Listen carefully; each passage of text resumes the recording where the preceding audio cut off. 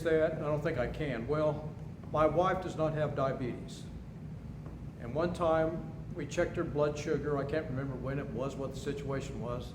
She said she felt kind of weak. She was 56. Now, if you're 70 or less, that's considered hypoglycemia. And I'm going to explain what happens to a person when they're low like that, when you don't have any diabetes.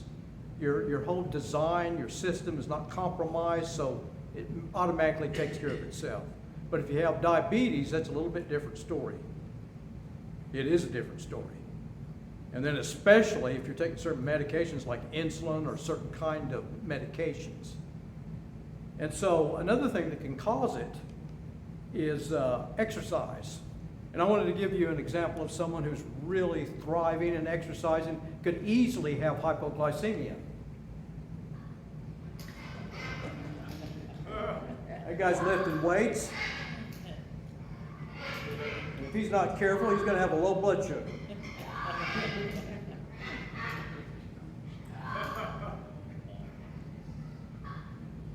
So he's quite a guy, isn't he?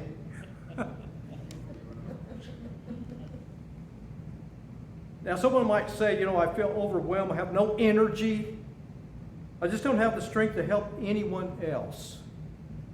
Well, that is kind of how you feel when you have a low blood sugar.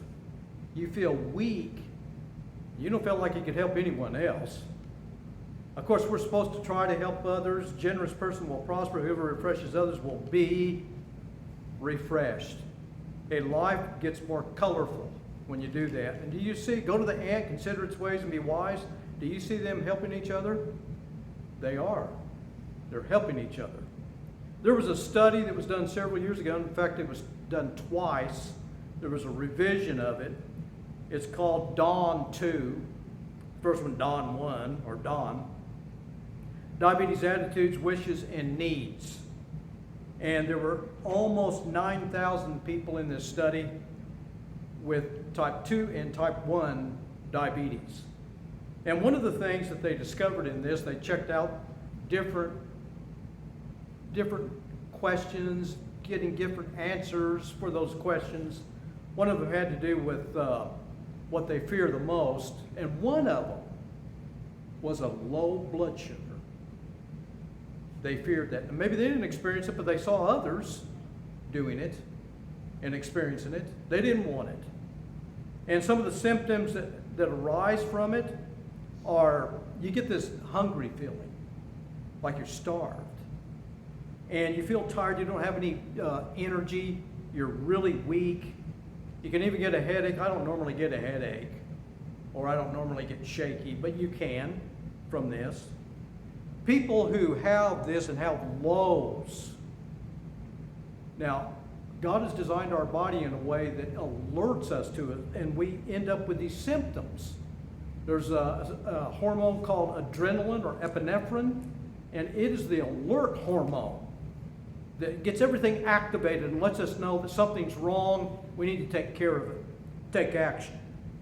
Well, if a person's had diabetes for many years and they've experienced a lot of lows, then that compromises the epinephrine or the adrenaline, and a person would have to get lower and lower before it actually comes on and alerts them.